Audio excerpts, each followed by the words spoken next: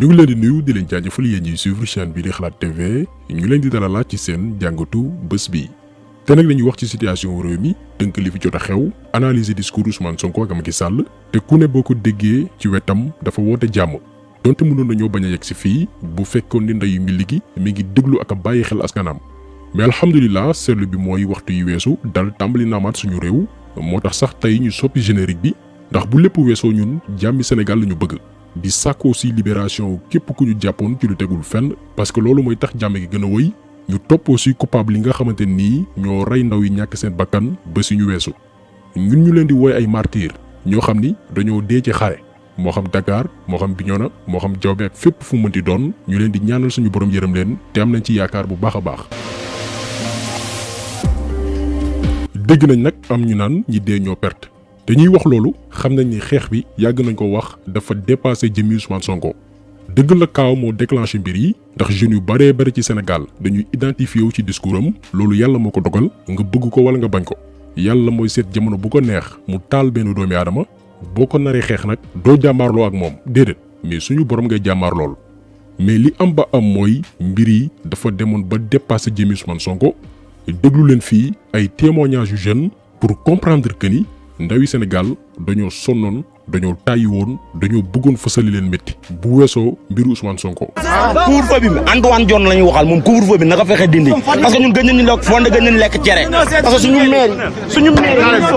suñu maire yi instant yi dañuy sonn mënatuñ jaay fonde mënatuñ jaay gerte mënatuñ jaay dara parce que ñun banlieue cere lañ xam pain wala fonde cere pain wala ñun loolu lañu xam bu ñu tëjee suñu maire ñun lan la ñuy lekk gën naan fonde barke alxuraanu karim gën naan foo koy jaay maire ñemewuñu dama xam nu may lekk instant bi pain wala rek laay lekk te pain wala boutique yi tere nañ ko léegi da ngay wër ba sonn pour nga bu yàggee sax day tëj sa biir bi baax tàndarma laay reere lu jóob tàndarma laay reere maa sonn barke alxuraan ñun dañoo sonn ñun dañuy xuus mbalit barke alxuraan mais gars yi kii il est sérieux billahi wallahi il est sérieux ñun dañuy xuus mbalit jéggi ndox xam nga kuy wax naan naanatuñu fonde il est sérieux mbalit banlieue lañ dëkk dañuy xuus ndox jéggi mbalit ñun xamuñu town nii buñ gisee lu rafet town lañ ko gis ñun dañuy dëkk fa nga xam si suñu papa yeeg suñu yaay ñun ñëpp ñoo bokk ñaari néeg la ñuy am sama papa ñaari néeg la am ñun ñëpp ñoo ci bokk ndoo dëkk da ngay gis naa xam paa bi day tëdd nii doom yi tëdd nii loolu dafa metti ñun ñu kuñ ko teg mais ñun xamala mooñ kan mooñ tooñ ñun suñuy pap ñoom ñooñ tooñ suñu xeexoon ñun bu ñu ñëwee xeex bi dañ koy mottali rek mu jeex mais fi mu ne ñun foog ñu xeex suñu doom ñëw doogam koy mën a continuer moo tax ñun ñu sonn ci lii nii xam nañ ne ñun conscient nañu instant bi yeewu nañu nekkatuñu di toog di sol ay pain di dem di doxaani di dugg yaa xam si def bàyyi nañu yooyu suñu xel yi la ñuy utiliser bi instant bi parce que ñun ñoo moom dëgg man instant yi am naa bac mais xaw ma nu may def dañ ma war a def concours ma war a defi concours aw ma 200 millions nga xam si mën naa ko fay fu ma koy jëlee demoon naa ba tàmbali tox di dàmbali agressé affaire yooyu mais damaa dem ba jaaga ma xool xam ni lii ma yóbbu fa nga xam si bu baaxul ci man après si la réguler bi ma réguler après ma delluwaat ma xoolaat sama bopp bu ma connecté may xoolaay kii nu mu tudd ki ñu jàppoon terroriste pas boobu pas bi ñu jàppoon terroriste Karim doon ko xeexal Imam Alioune Badara ma koy suivre si la conscientiser dem ba nga xam si xam ni affaire bi du fii quoi si la revue ma dem réguler tàmbali boutique mbagg si la boutique mbagg ba instant bi maa ngi sama sop instant bi nii mais bu Sonko falawul barki alxuraan damay génn temps te dootuma doon sénégalais barki alxuraan day ñëw bëgg naa li ngay wax trop xoolal ñun dañuy jàng alxuraan billaay man ba français tooguma ko damaa jàngi woon daara billaay c'est la première fois ma wàcc si mbedd mi di xeex yàlla xam na loolu billaay sama papa yëgul ma sama yaay yëgul ma dama leen waxoon damay xëy man téer laa damay jàng ñaw mais dama wàcc ne tey sama morom duñ ma gën a gore damay xeex wallaahi ba France toog nañ bàyyi taalibe yi ñu am jàmm Macky daara yi lay xeex billaay day xeex daara yi taalibe yi dañoo war a am jàmm dëkk bi yëpp am jàmm dëkk bi kenn amul liggéey billaay dëkk bi kenn amul liggéey mais jeunesse bu consciente jeunesse bu am xel jeunesse bu jàng bu jàngul école jàng na daara te jeunesse bu yeewu boo leen déggee Macky Sall le gouvernement du Sénégal ak kilifa yi nekk ci biir réew mi ngir yàlla ak yonent bi ñii bëgg nañ lu ñu def bëgg nañu liggéey nañ leen jàppale bu baax a baax dañ ko soxla bu ñu defee benn jéego rek incha allah rabbi jàmm day am ci biir réew mi bu doon loon mbay mi billaay bu yàlla ji tawee damay bàyyi fii téere bi dem bay yàlla xam na loolu billaay ndax man dama doon jàng daara di bay ñun suñ daara dañ doon bay di dundee yalwaani wuñ mais fii daara yi boo fi nekkee Macky Sall jàppaliwul leen foog ñu yalwaan daara yi dañoo war leen a may jàmm billaay dañ leen war a may jàmm kon lii bépp doomi aadama bu ko comprendrewul taxaw naan ku fi dee ndax politicien yaa perte c'est parce que yow tu n'as rien compris wala comprendre nga mais ju koy naa féq moo la jàpp dañu cité ay tur bi yoon kenn ki Thiado Mouride Sadikh la mosoon nañoo partagé benn ci ay vidéo am ñun jàppaluñ ko dara keneen ki di Makhtar le Kagulaar ñu taxaw naan ñi dee ñoo perte ndax politicien jaru ko te ñoom ci seen wàllu bopp duñu ay dof ñu muus lañ ay mag lañ ñu jàng lañ xam nañ bu baax que ni soulèvement populaire bi am dépassé na jëmi Ousmane Sonko wala keneen ndawi Sénégal dañoo génnoon pour liberté ndawi Sénégal dañoo génnoon pour démocratie ndawu Sénégal dañoo génnoon ngir xeex injustice ndawi Sénégal dañoo génnoon pour wane ni pouvoir bi ñun ñoo ko moom dooley réew mi ñun la dégg ngeen kenn ci jeunes yi mu ne li ñuy xeex bu ko suñu papa yi xeexoon tey duñu nekk ci mbedd mi ñii dañu bëgg a jëlaat seen réew wan politiciens yi que ni jeunesse bi nelawatuñ waxuma sax Macky Sall mais même Ousmane Sonko boo ko déggee ci discours am reconnaître na que ni jeunesse bi dañoo nekk en avance ci ñoom. Nous avons une jeunesse formidable yàgg nañu wax ndawu Sénégal yi nii ndawu Sénégal yi nële déedéet suñu jeunesse dañu am avance ci ñun li ma gëm mooy suñu jeunesse dañoo am avance ci ñun te taxawaay bi ñu taxaw wane na ko ndax ku dem di jàmmarloog alkaati mu yor arme yor lu la mën a rey yor lu la mën a gaañ yow yoroo lu say loxo te defoo ko parce que da nga am dërëm booy xaar ndax am na ñu féete beneen fànn ñu leen di jox xaalis pour ñoom ñu dem rey faat ay bakkan yow defoo ko ngir dërëm boo xaar waaye xam nga ni sa avenir moom moo nekk en jeu kon ngàcce gàllaama jeunesse sénégalaise boobu te ñu leen di wax ni day door rek bis ni ki tey na ngeen xam ni réew mi seen réew la décision bi seen décision la. dinañ ñëw ci jàngatu discours yi moo xam bu Ousmane Sonko ak bu Macky Sall mais pour wal leen ni même Ousmane Sonko ci boppam xam na ni bés bu ko yàlla faloon teg ko ci boppi réew mi bu doxalee naka sudul noonu jeunesse bi génnoon wàcc jàmmaarloo ak moom. kon nañu respecté ñi ñàkk seen bakkan ci mbir yi ndax yabaate mënul weesu bi sénégalais di xeex seen liberté yaa ngi toog sa kër wala nekk bitim réew noppiwoo mais da ngaa wëlbatiku di leen yàq lu ne. donc ñu ci mel ni Thiado Mouride Sadikh ak Makhtar le Kagulaar nañu respecté sénégalais yi ñun comprendre nañ leen dafa am yeneen homme politique yu ñuy jàppale di leen teel tànk xam nañ leen bu baax a baax mais duñu leen tudd léegi seen yéene moo nekkoon Ousmane Sonko dugg kaso léegi buñ ko tëjee ñu yàq casier judiciaire am du mën a présenté wu. léegi ñoom seen leader politique yi nga xamante ni ñoom la ñuy jàppale mën a positionné wu yàlla nañu yàlla musal ci jëmm yu mel nii maanaam yow pour ay intérêt politique nga yéene doomi aadama kaso ci tuuma yoo xamante ni yow wóor na la ni defu ko moo tax kaawu Sonko bi dafa feeñal ñu baree bari te loolu dañ ciy sant yàlla bu baax a baax.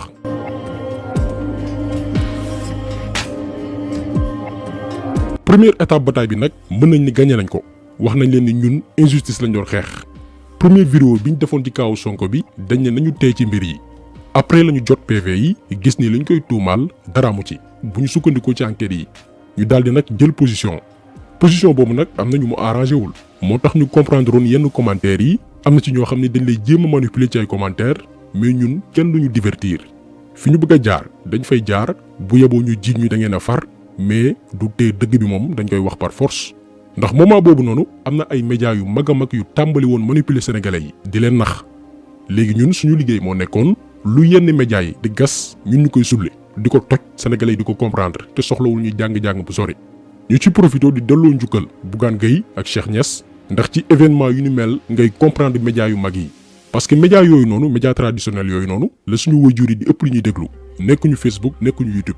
mais ñoom à travers seeni médias moo xam D-Média wala Walf wane nañ ni Sénégal kese moo leen ñor ñoo xam ni fas yéene nañ dafay sacrifice malgré pression nguur gi ngir dëgg jib kon gàcce ngalaama ñoom feeñal dëgg boobu nag moo tax tey Ousmane Sonko demul kaso ndax dañoo war a reconnaître que ni pexey nguur gi bu sotti woon instant bii nii Ousmane Sonko mi ngi rëbës loolu moo nekkoon programme bi donc ñi nga xamante ni dëgg kese moo leen ñoroon gagné nañ bataille bi mooy defuñu ko mandat de dépôt yóbbu ko rëbës li ci des xanaa kay mooy teggi bépp charge bu ñu tegoon ci kawam libéré ñeneen ñi nga xamante ni jàppoon nañ ne ñoo jiite révolution bi parce qu'ils n'avaient rien compris xamuñu woon ni li jeunesse Sénégal bi dencoon daan ko muñ depuis des années loolu du benn doomi aadama mooy nekk seen ginnaaw di leen dee donc côté boobu moom dañ ko réglé ba noppi. leneen li ñuy sàkkuwaat aussi mooy ñu leeral ñan ñoo làkku ci complot bi parce que Sénégal aussi anam gi ñuy defee politique dafa war a soppeeku ndëgg sërëx fii yàq der fee yéene sa morom lu bon loolu dafa war a jeex. en politique xeex bi dafa war a nekk ci ay xalaat ay programme ak ay idées yu bees donc mbiru comploteurs yi moom faaw ñu leeral ko ñun dañ ko topp ngir suñu politiciens yi soppi doxalin. am na nag ñu posé woon la question naan est-ce que contrôle judiciaire bi du gàllankoor Ousmane Sonko ci ay activité politique am parce qu'effectivement dañuy téye passeport am nee nañ warul def yenn sorties yi mais avocat bii di maître Clédor Ly leeral na ni moom Ousmane Sonko mënuñu ko tënk ndax politicien la ñoo ngi xool nag li xew ci kanam mais li wér te wér mooy bu seeni pexe sotti woon instant bii nii Sonko ñu ngi ko yóbbul añ Rebeuss mais pression populaire bi moo tax gars yi dellu ginnaaw ndaw yi ñoo libéré Ousmane Sonko te dañoo dellu dëggal ni le pouvoir appartient au peuple doole wi askan wee ko yor du benn nguur. am na nag ñu bëgg a aakimoo mbir yi naan dafa médiation ñu ci dox ay tànk jàmm mais liñ leen di xamal mooy Macky Sall amul kilifa bu muy déglu Sénégal kenn du ko wax mu dégg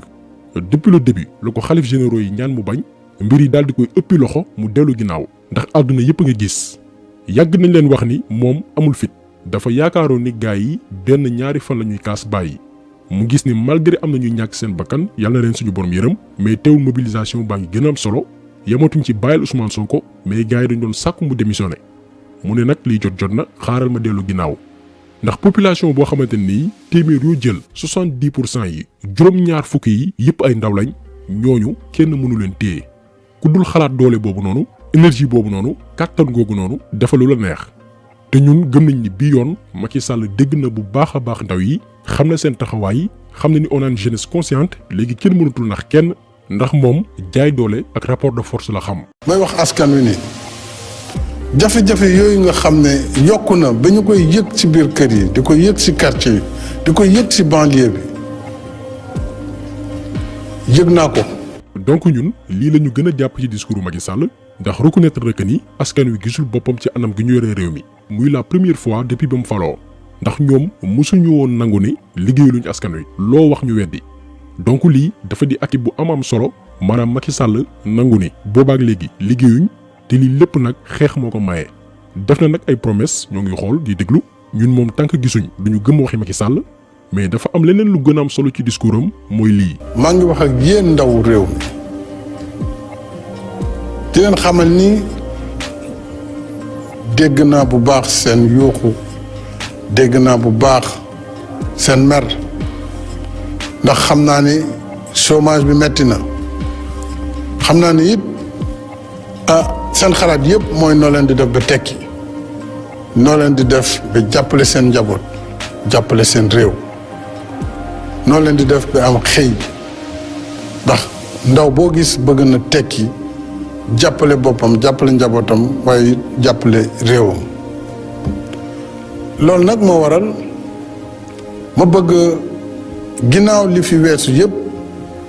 xamal leen ne dinaa def doxalin bu bees ci gouvernement bi ak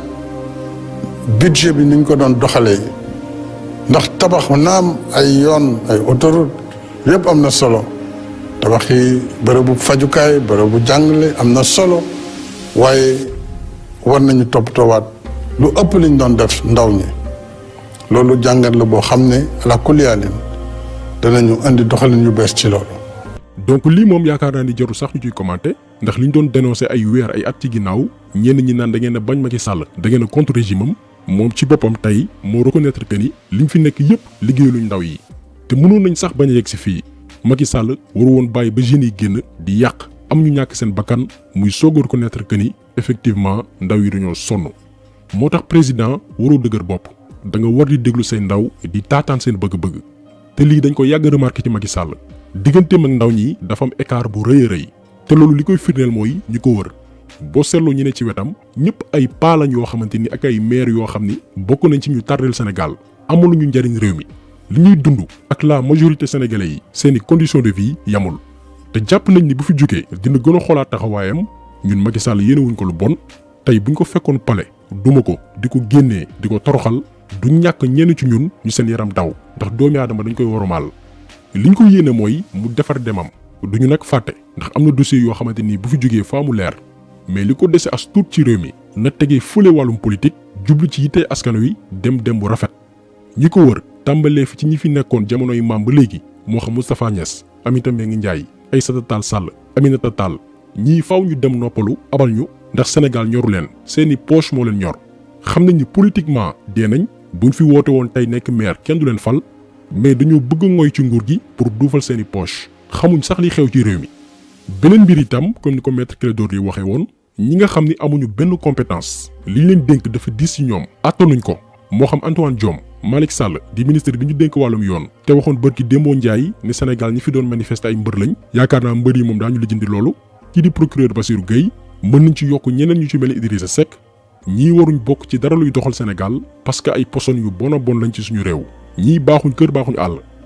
bu doon may Macky Sall damay def remaniement supprimer institution yi nga xamante ni amalul njariñ benn yoon askan wi wàññi ministère yi li ko dese ci mandat yépp mu jagleel ko jeunesse bi ndax benn jeune bu tekki mooy famille bi yépp seen dund soppeeku na ñun lii lañu yéene Macky Sall kon gisuñu lan lay daw bay daanu ndax mënatul bokk élection kon na rafetal demam déjà Sonko mi ngi ko doon rappeler naan ko mënatoo bokk. mooy moom Macky Sall na taxaw jàkkaarloog sénégalais yépp amul mon bon vouloir wala nii wii nii non fii non rek moo fi am na jàkkaarloog sénégalais yépp ne troisième sax dootuma ko tudd wax ma la mandat amu ci droit te peuple bi nee na amu ci droit peuple bi nee na deuxième mandat sax doyal nañu waaye nekk républicain moo tax dinañ ko bàyyi mu yeggali kon bu mu fi taxawati naan ay nii wii nii non ak yu demet jeex na 2024 Macky Sall n'est pas candidat au Sénégal bu amee beneen république bu mu am nag mën na fa dem nekk candidat. donc lii transition la pour ñëw ci li ñu mën a tënk ci discours Sonko bi liñ ci gën a jàpp mooy esprit de dépassement ak teggi tuuma ndax umpaliwu leen ni dinosaures yi ci mel ni Aïssata Tall Sall Idrissa Seck wala sax Antoine Diome seen campagne fan yii yëpp moo nekkoon dafa am ñu bëgg a déstabiliser Sénégal installé fi benn situation de chaos te nee nañ loolu Sonko moo ko jiite mais bi Sonko jëlee kàddu ni mu teggee tuuma yooyu noonu mooy nañu bàyyi Macky Sall mu yeggali mandat am ñu seetlu ci moom benn taxawaay républicain waaye itam mu sàkku ci Macky bi waa MFDC ñu teg ngànnaay yi génn ci àll bi ñun ñëpp ñu taxaw defar suñu Sénégal. loo gis rek tey ak daal daf cee baax bu kenn dem pale génne Macky Sall ne day wàcc par force parce que loolu baaxul ci démocratie fi mu mën a jëme réew mi du baax moom bu xoolee boppam ba xam ni amatul légitimité pour jiite Sénégal mu ne jóg naa man démissionné na askan wi yëpp jóg tàccu ñu préparer suñu élection anticipée ñi war a dem jàmmarloo waaye bu ko deful nañu ko gunge ba mandat am jeex waaye bu kenn dem ne dañu koy wàcc may sànni ay kàddu jëmale ko ci Casamance une dernière fois ak lu nit mënoon jàpp ba tax nga jël ngàndaay dugg ci àll bi jàpp ni dañ laa xeeb jàpp ni dañ laa boolewul jàpp ni citoyen de seconde zone nga boo xoolee li xew tey ci Sénégal di nga xam ni loolu amut ndax gannaaw bu ma doonee doomu Sénégal doomu Casamance la waaye ñii ñëpp jóg taxaw muy Touba muy Ndar muy Fuuta muy Bakel muy kenn Cees ak feneen jóg taxaw seetuñu kii fu mu bokk dañu ne dëgg jot na nañu xeex dëgg kon li ma leen di ñaan mooy ci 6 mois yii juróom benn weer yii li ma ñaan samay mbokk ci Casamance ku ci yoroon gànnaay na nga ko teg génn ci àll bi ku ci yoroon gànnaay na nga ko teg sans condition génn ñu bokk ndey bokk bàyyi parce que ñun ñëpp sénégalais lañ ñun ñëpp africain lañu gannaaw ga ngeen ànd ak suñu armée fépp fu nit miin nekkoon ngeen wane carte yi ñu génne mine yi génne ndël yi sauver population yi bu ñu nangooti ñu ne dañ koy régler par la voie militaire parce que kii tiire ak ki muy tiire ñoom ñëpp doomu Sénégal lañu ñun ñëpp benn lañu. donc ñun lii rek moo ñu ëppal solo ci discours Ousmane Sonko bi yëpp ñun ñëpp war nañu taxaw teg na la suñu appartenance ngir defar suñu réew ndax yàgg nañ ko wax ci jàmm la ñu mën a defaree Sénégal dëgg la tolloon nañ jamono joo xamante nii fale ko ñu xeex ndax ki ñu amaloon affaire nangul woon dégg rapport de force la xamoon pour ibbi ay bëtam te bu ko laajaatee ñu defaat appel mais tey Sénégal dafa war a amaat jàmm donc tant que jàmm yooyu nga xamante ni mi ngi dessiné wu moom Macky Sall na ko cultiver encore une fois rafetal demam ndax ñu ngi topp ba tey mbir yi. bërki démb ci suñu page Facebook am na benn jeune bu ñu laaj ni nañu wax ci sénégalais yi nga xamante ni mënuñ voter parce que élection yi weesu fexe nañ ba dindi jeunes yu baree bari ci fichier électoral bi ne leen mënoo leen voter lii bokk na ci li tax Macky Sall gagné en 2019 lii na ko réparer encore une fois bañ fee bàyyi wooy bu ñaaw donte yéen yi nag mënuñ koo fàtte li fi xew fan yépp moom mooy responsable bi ndax dëgër boppam mooy ci benn dossier lank ne duma ko bàyyi ngir éliminer benn doomi aadama askan wi daal di koy won boppam mu dellu ginnaaw ñi ko doon défendre ñëpp daw ba ci réseaux sociaux yi gisatoo benn défenseur u Macky Sall lii di firndeel ni la majorité des sénégalais sonn nañ ci ay mbiram à part ñenn ñi nga xamante nii nguur gi dafay niinal seen ceeb ñun li ñu marqué fan yépp mooy mbooloo bi sénégalais yi àndal yenn ci comédiens yi influenceurs yi rappeurs yi bëgguñu lim parce que boo limee rek am ñoo bàyyi mais sénégalais gisal nañ seen bopp xam nañ léegi ñan la Sénégal ñor ak ñi nga xamante ni ñoom dañuy dundee sénégalais yi duñu tudd seeni tur mais ñëpp gis nañ seen bopp xam nañ nitu intérêt yi borom sàmbay mbayaan yi ñoo xam ni seeni poche kese moo leen tax a jóg bu Sénégal doon tàkk duñu ñemee wax dëgg ndax ñoo ngi sóoraale ëllëg ministre bi ma war a parrainer wala la may jëriñoo ci nguur gi mais mention spéciale immigré yi yaakaar naa ni tey Sénégal bu ñu ko doon dafay pàcc di classé ñi nga xamante ni ñoo gën a nekk ay patriote gën a bëgg réew mi immigré yi bu ñu jëlul numéro 1 duñu génn ci top 3 bi tey bu xeex bi demee ba am benn dimension internationale joué nañ ci rôle bu bëree bëri ci ay manifestation mais aussi ci ay sensibilisation à travers des lives moo xam fu ñu mënti nekk ci àdduna bi donc mention spéciale à ñoom gis nañ seen taxawaay te taxawaay yu ni mel day tax ñu gën a am yaakaar suñu réew gën a am yaakaar ci ëllëgu Sénégal ñun nag suñu wàllu bopp gis nañu remerciement yi moo xam ci message yi wala ci ay commentaire mais ñun ñoo leen di gërëm benn ci message yi ñu gën a marqué donte yépp nag daf ñu touché mooy benn mbokk bu ñu envoyé dog ay wérdu yoo xamante nii daf ñuy aar tax nee na dafa tolloon benn moment boo xamante ni dafa tiitoon ci ñun am na keneen koo xamante ni journée lundi bi mu toogee ay heure gisuñu def publication dafa yaakaaru ne dafa am lu xew donc lii dafa di benn yëg-yëg boo xamante nii dafay nekk sasu rëy ba doo jàdd yoon wala def naka sudul noonu ñu leen di sant bu baax di dellu wax ni yàlla bu yaakaar tas yàlla jàmm yàgg Sénégal ñu leen di gërëm di leen jaajëfal di leen di daje incha allah beneen yoon ci beneen jàngat jaa ngeen jëf